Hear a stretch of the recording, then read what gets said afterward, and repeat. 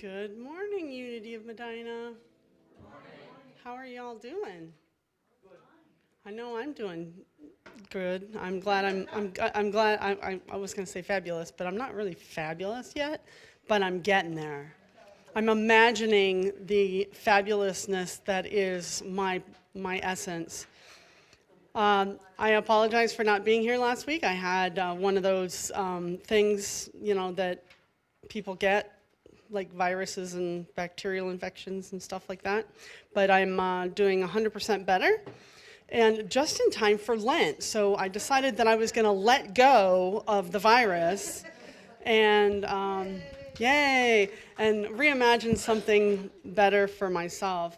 Um, you know, um, this season is not only the Lenten season for the Christian faiths, it is also Ramadan for the Islamic faiths. And they have a lot in common where they do fasting and a lot of prayer and meditation and contemplation. So as we enter into this time of reflection, of this time of releasing, let us just remember that this is a universal practice. This isn't something that is just ours to do, but something that will help us to create space for something new. And what we hope is that it is that higher consciousness, that love of the divine, that Christ nature that we know is in and around and through everything in this universe, that we can awaken to remember the truth of who we are. So I'd like us to start with a prayer. If you would like to lower your gaze or shut your eyes, that is fine.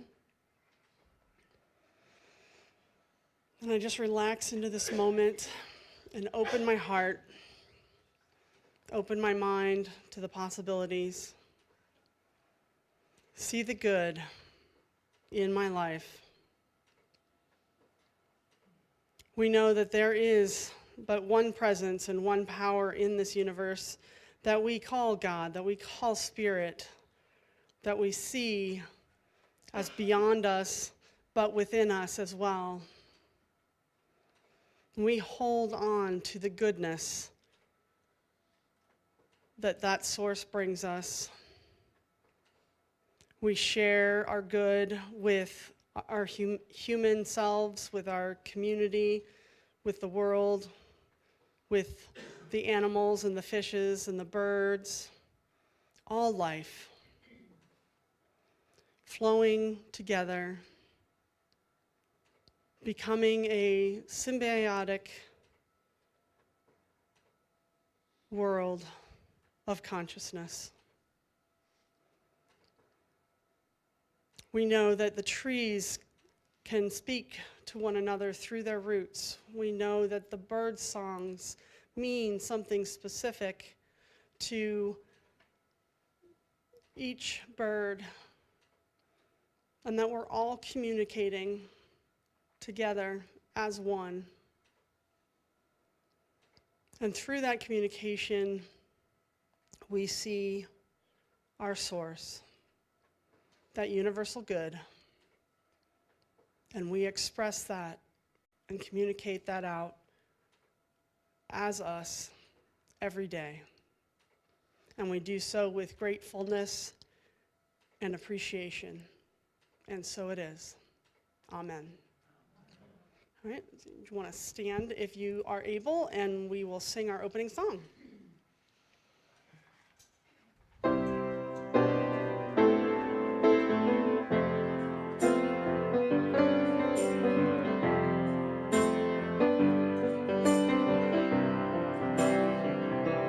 In this house of love, we come together, one with spirit in our hearts. In this house of love, yeah, we are connected, we are perfected in God's love, and we shine. Yes, we shine.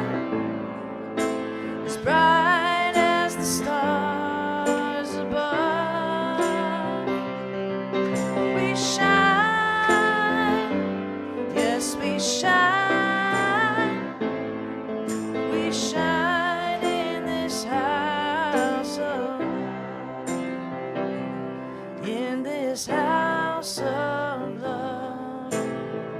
We come together, one as sisters in this world. Sorry, in this house of love. We seek the wisdom that tells us the truth, and we're assured. And we shine, yes, we shine, yeah, as bright as the stars above. We shine, yes, we shine, we shine in this house of love. One more time. We shine, yes, we shine, as bright as the stars above. We shine, yes, we shine, we shine in this house of love. We shine in this house of love.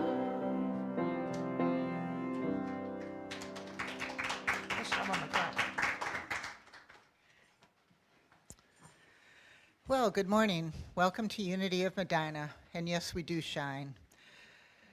Here at Unity, we affirm our core values, and you can say them with me: integrity, joy, acceptance, love, and spiritual growth. February is the power of strength. Reverend Michele will light the spring green candle. As she is lighting the candle, let us affirm together our affirmation for the month for the power of strength. Centered in divine strength, I am confident and peaceful. Today's daily word is release, and the affirmation is, I release old beliefs as I grow and evolve. So many things shape my beliefs over the years: my upbringing, family history, education, friendships, and spiritual life, to name a few. As I go through this life, I will have new experiences and meet all kinds of people. I may find old beliefs that once fit me well, fit me no longer.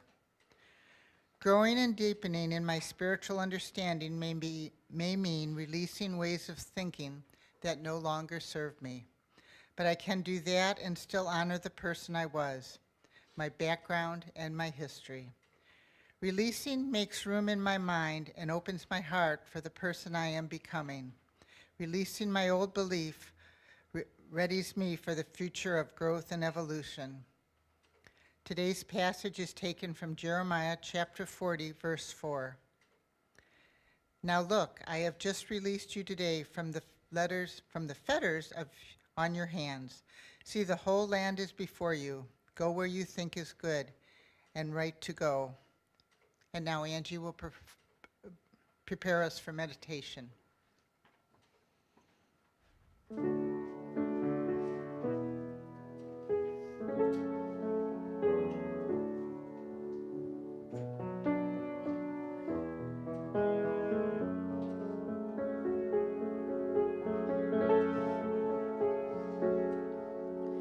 Here and now, I am free.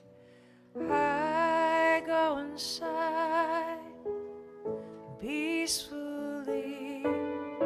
Where I look, let there be blessings here for me. Blessings here I see.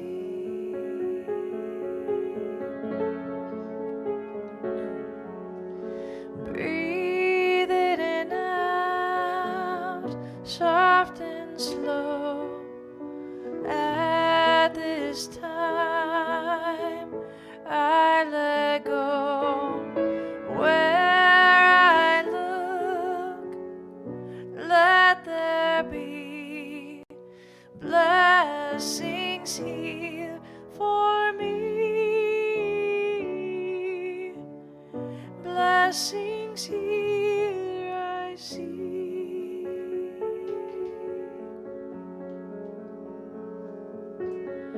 All on a journey, on our way, different paths here today. Where I look, let there be blessings here for me. Blessings here I see. Blessings here for me. Blessings here I see.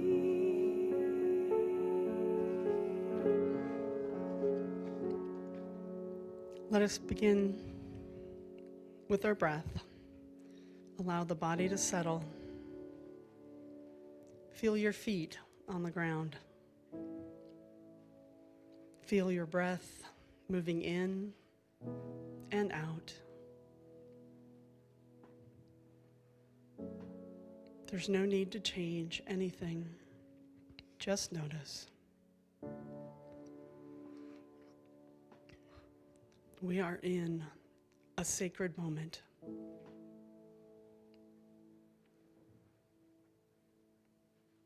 When we take time to stop and to listen,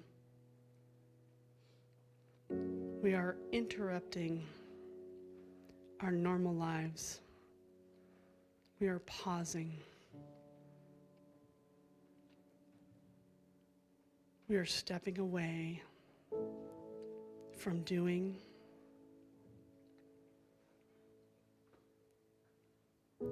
to awareness.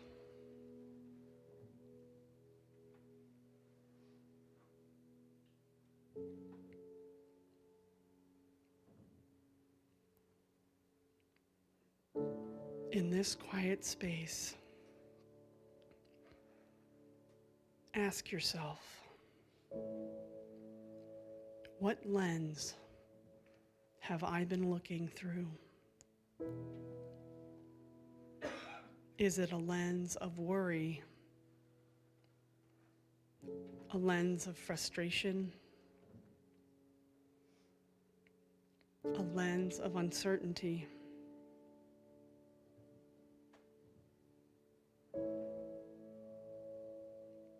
Without judgment, just notice what that lens is. Notice any thoughts that have been repeating in your mind.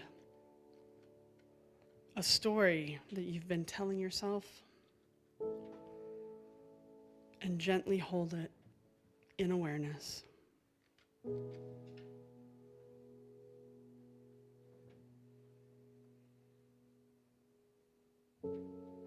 Imagine taking that thought from your mind and placing it in your open hands. Ask yourself, is this the only way to see? Is there another way that Spirit might see this?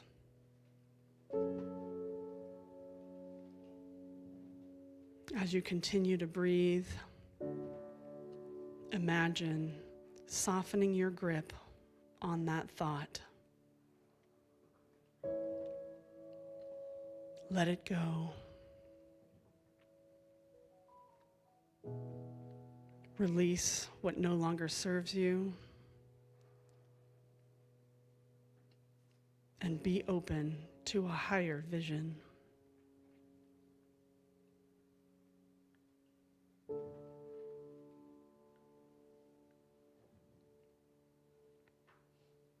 At this moment,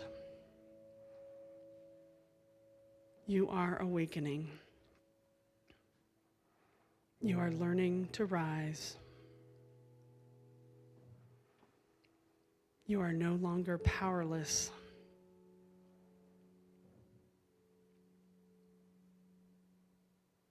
You are gifted with perception, with imagination, with the ability to choose again. Feel into this.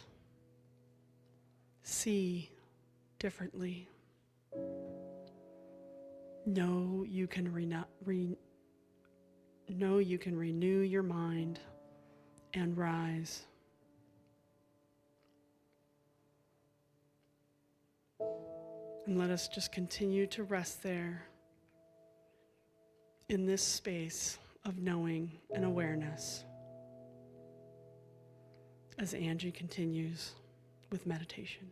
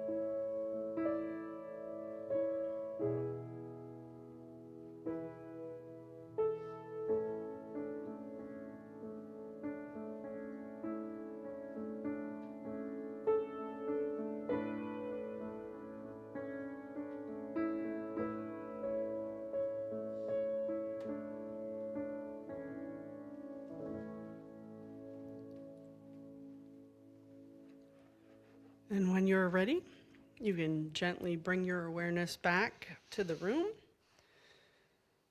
carrying with you a willingness to see with fresh eyes.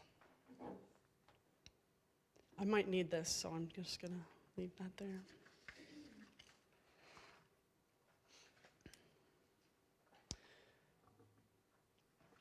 So as I said earlier, this is the first Sunday of Lent, and I don't know if any of you are aware of this or not, but there are 40 days in Lent. There's actually 46, but they don't count the Sundays because you're supposed to already be praying and doing stuff on Sunday, I guess. But that brings us to 40, and that transition of 40, whenever you see that in the Bible, it means that you're going on a journey, and that journey will take as long as it needs to take. So that 40 days is just a representation of how we can move through life. So I mentioned in the meditation about a sacred interruption. There are different seasons in our lives, and we're in winter for just a couple more weeks. But that is the time where we do normally like slow down, where we kind of look at, how things are going, and we make those resolutions or those intentions where we want to try and do something different and make a change. But sometimes those resets are also important for us as reminders of who we are. So we want to be able to see things, but we want to see things clearly. We want to be able to live more consciously in our awareness. And so that is what Lent and what Ramadan both do. So in both traditions, there is a type of fast. In the Catholic tradition and maybe other Protestant traditions too, I'm not sure, there is fasting on Friday, and you're supposed to not eat meat, and you only eat fish. Mac and cheese. I thought it was mac and cheese. But in Ramadan, there is no eating from sunup until sundown.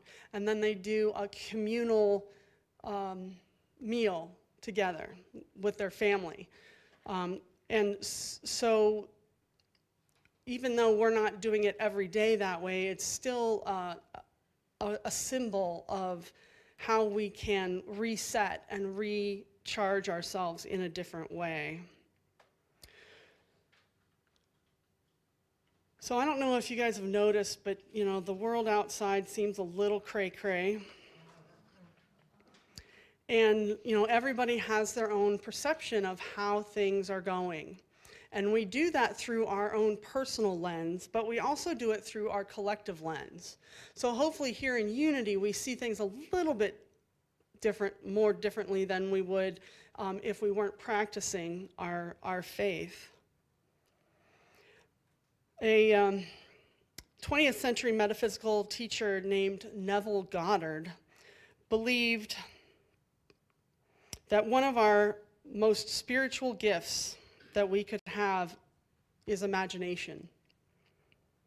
And that Jesus, as the Christ, exemplified that power of imagination, because he taught us that imagination is a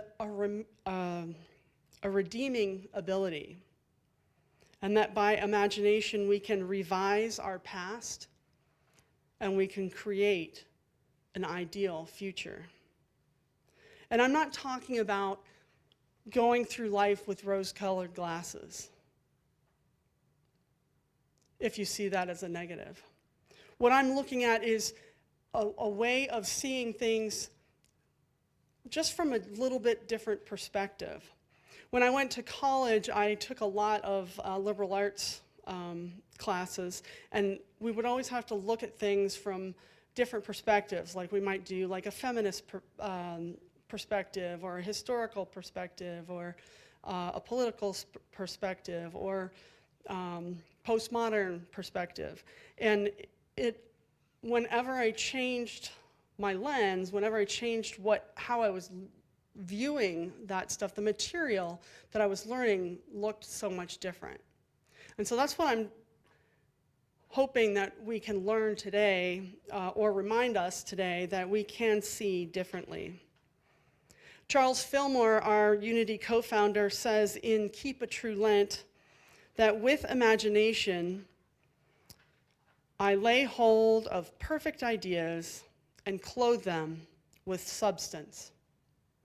And we know that what that means is that we are able to see things a different way, and we are allowed to give, and we are empowering that thought through that substance, because substance for us is God, is that higher power. And Florence Scovel Shinn, who is another Unity author, She called imagination the scissors of the mind. And I like that analogy because it reminds me that I don't have to keep the same stories in my head that are always there, that I can cut out those things that don't make any sense. I had a weird experience with my cousins. I think I've told this story before, but I'll just tell it briefly. My aunt had passed away, and she was my godmother, and I was waiting for them to invite me to come up to the funeral, and I wasn't getting that phone call, and I sent out a couple of texts, and I sent a couple of, and and then there was just silence, and the story that was coming up in my head was, oh, they don't want me to come. They don't want me to be there. When in fact, the reason was they were busy trying to get everything ready and plan and get the families together and make sure that we had everything that we needed. And I remember telling my cousin that story, and she's like, oh my gosh, why would you ever think that? I'm like, I don't know, it's this story that's in my head. So I had to cut that out. And anytime I have thoughts like that that are just not really rational, I have to look at it through a different lens. And the lens that I like to use is Byron Katie, and she calls it the work. And she does the work by looking at how we say things and how we reveal things in our lives. So the work for her is first to notice, then to question. Oh, I missed one. First it's to notice, then it's to write down, then it's to question, and then it's to reframe.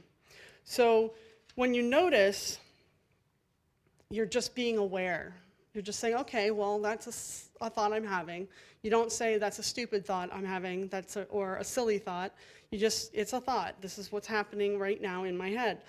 And then in her methodology, you write down those thoughts. And she has all kinds of downloadables on her website that you can do to do like exercises if you'd like to do them. But she says that you write them down because that way you're releasing them onto the paper. You're getting them out of your head and into the material so that you can look at it through different eyes. So you can look at that and say, well, is that true? Can I absolutely know that it's true?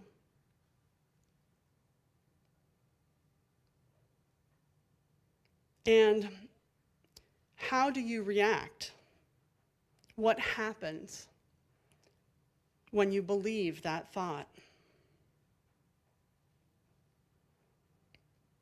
And then who would you be without that thought?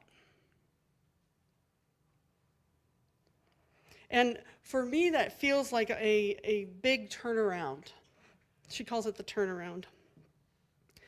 Instead of saying something like, my body should be stronger and I should be able to fight off these illnesses, I can change it to, my thinking should be strong and flexible and seeing the healing.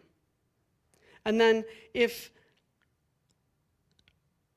I don't believe that, then I have to ask myself why. Why don't you believe that? And when I did problem management at PNC, we did what was called the 5 whys analysis. It was a root cause analysis. So you just keep asking why, and sometimes it was more than 5, but generally you got down to 5 and you knew what your root cause was. And so for me, using my example, that why was that sense of unworthiness that I felt for a good portion of my life. It is one of the things that I've been working on longer than anything else. And yet it still sometimes comes up. So it's always good to go through these kinds of exercises, not just during Lent, but anytime you feel like things just aren't really making sense. Because before we can rise to an occasion, we need to examine our lens. We need to look at a different perspective, and we need to find courage to do that. So one of the things that I would say is that we know, what do I want to say? We use denials and affirmations, and a lot of people don't use the denial part, but the denial is actually the most important part, because it's like Byron Katie's writing this stuff down. It's saying, I recognize that this is a thought that I'm having, and then you're negating that thought, and then you're creating a new affirmation or a new intention that says, I'm going to live more fully in this way. And so it is a kind of release, and it is a way that we can renew ourselves by releasing the need to control, releasing our outcomes or our beliefs in those outcomes. We can release the weight of our frustrations or disappointments. We can release the grip of our fear. And after we release, we can reimagine life with compassion, with reflection, and with faith. So this time of Lent is kind of a spiritual training ground. Whether you believe in giving up a physical item, we can know that it teaches us to change our thoughts. And Unity's third principle is that we create our lives through our thinking. And it is something that I constantly am practicing. So this time of year reminds us that we can get off autopilot, and we can become aware, and we can really have intention and really see things with a different light. Living more consciously is so uplifting, so wonderful. When I was sick these last 2 weeks, all I kept thinking was, gosh, this is never gonna end. And so I'm reading my Lenten booklet because, I need to release these thoughts. And I started thinking, it's just taking time. It's not time yet. And it gave me time to kind of pause and rethink where I was and what I was doing and how I was being. And so I was able to do a reset.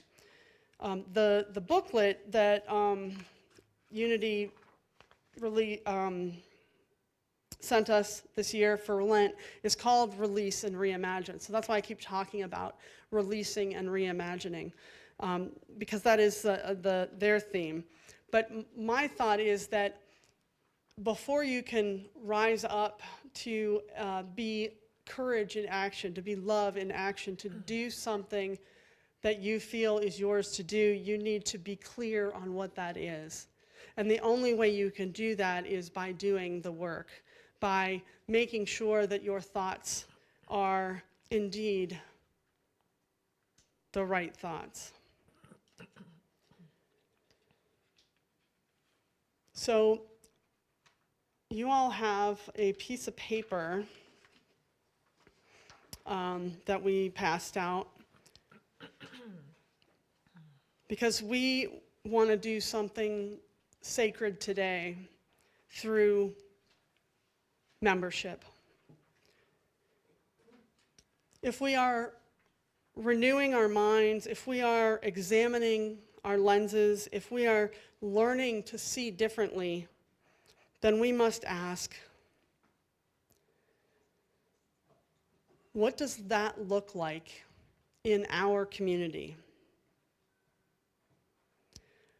Because imagination is not only personal, it is collective.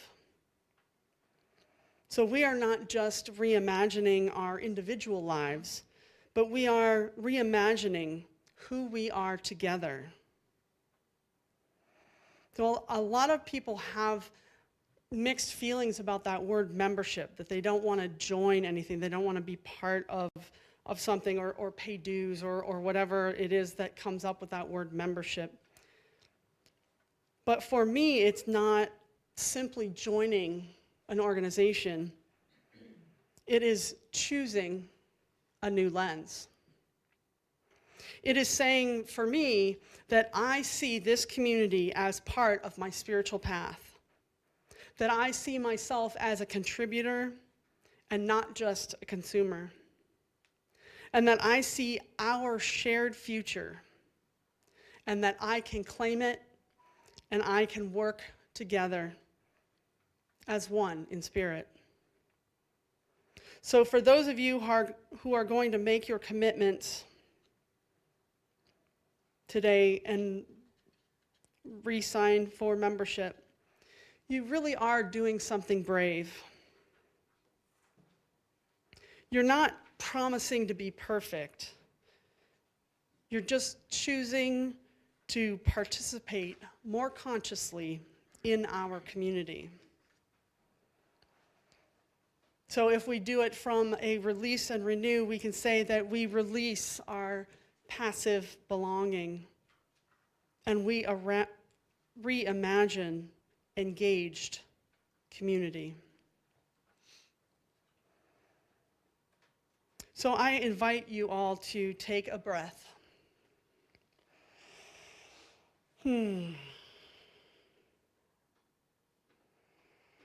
What are you releasing? What are you reimagining? What are you choosing to see in this spiritual family? Because faith is not just seeing the good. It is about being brave. And we move through this commitment together as a community. So I have the commitment form. I would like us to repeat the sayings together, and you can put a check mark or your initials or whatever next to the ones that you would like to agree to. I hope they're all of them. So the first one is, I affirm my alignment with Unity teachings and commit to my ongoing spiritual growth and relationship with God. I support the mission and vision of this spiritual community, and I agree to be a welcoming member. I support this community through prayer, participation, service, and financial giving, guided by the divine law of abundance. I commit to expressing kindness, integrity, and love in my interactions with this community. And I would say that would also be and outside of this community as well. So together, one in spirit, I commit to co-create a thriving and loving spiritual community. And just let that sit for a moment. And once you have decided that this is your path, you can go ahead and print your name and then sign it. And we will collect those at the end of service.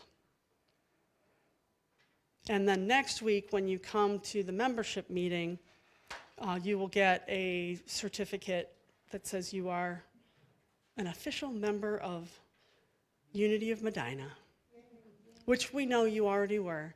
But I do know that, for the past couple of years, you haven't had, you've had Donna as a spiritual leader, but you didn't have a leader that was doing, the administrative type of stuff, like making sure that our memberships are up to date and all that, and then making sure that we have our bylaws and everything like that all together. And our board has been so wonderful this last year. We worked really hard to update our bylaws, to make sure that we were following whatever Unity Worldwide would like us to do, but then really discerning what we thought was best for our community. We didn't make that many changes. We actually took some stuff out of the bylaws that we didn't think were necessary. So before next week, if you can, take a look at the bylaws, because we will vote on those next week now that we have our membership. And remember that no matter what lens you are using, it's not the only one available, and that you can see differently every day in every way. Congratulations, members. Yay. Oh, okay. Now on to Angie.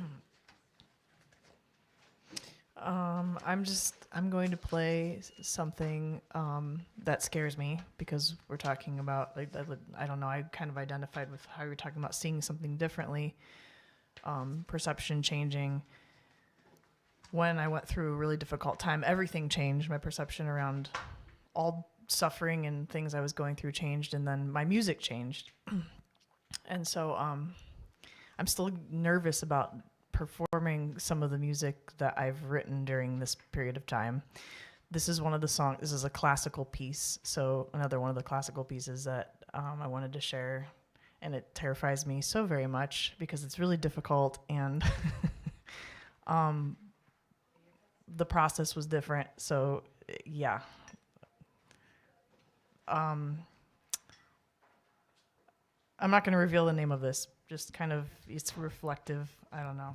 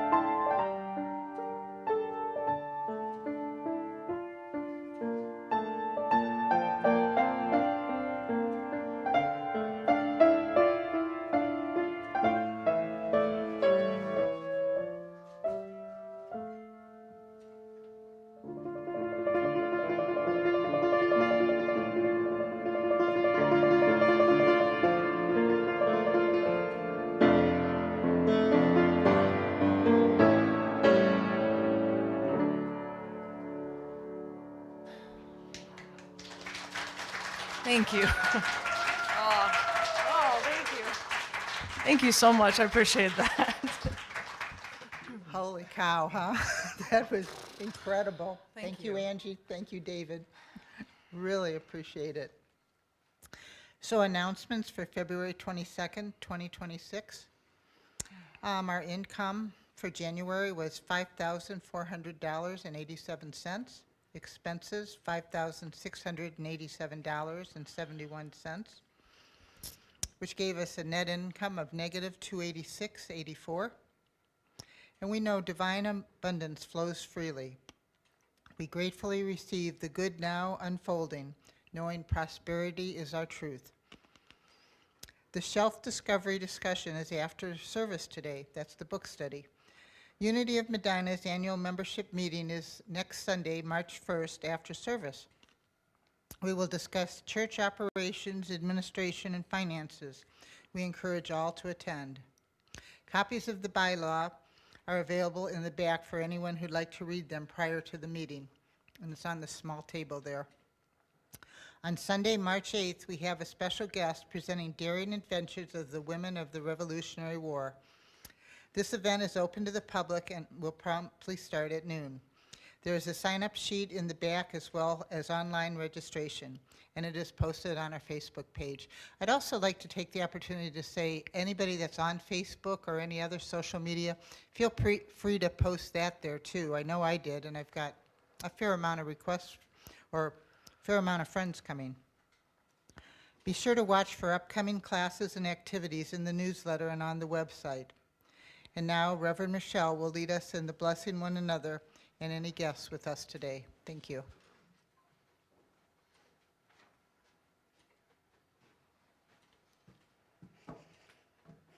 Hi, everybody. All right, I want to say hello to anybody new on live stream, any new friends. And if you are watching the live stream and you still want to become a member, just reach out to us through the phone number or our email on the website, and we'll make sure that we get that to you. So why don't you guys put your hands up, take a look around at each other, send some love everybody's way, and we'll bless. We love you, we bless you, we behold the Christ in you. Thank you for being here. Truly thank you for being here today. It is always a blessing, and it just makes my heart full when I see all you here. So this is the time now where we do our offering.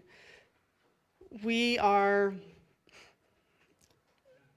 grateful for anything that we receive, and we know that all of it will be used for the highest and best for our community and for each other. So let us take that offering in our hands and say our offering prayer. Divine love, through me, blesses and multiplies all that I am, all that I have, all that I give, and all that I receive. And we are grateful. We take all that we are and all that we have, and then we circulate. We take the gifts that God gives and the love that we live, and then we circulate. We look around and we share to show others we care, to extend God's plan of love, to be all that we are, to share all that we have. We circulate. We take all that we are and all that we have, and then we circulate. We take the gifts that God gives and the love that we live, and then we circulate. We look around and we share to show others we care, to extend God's plan of love, to be all that we are, to share all that we have. We circulate.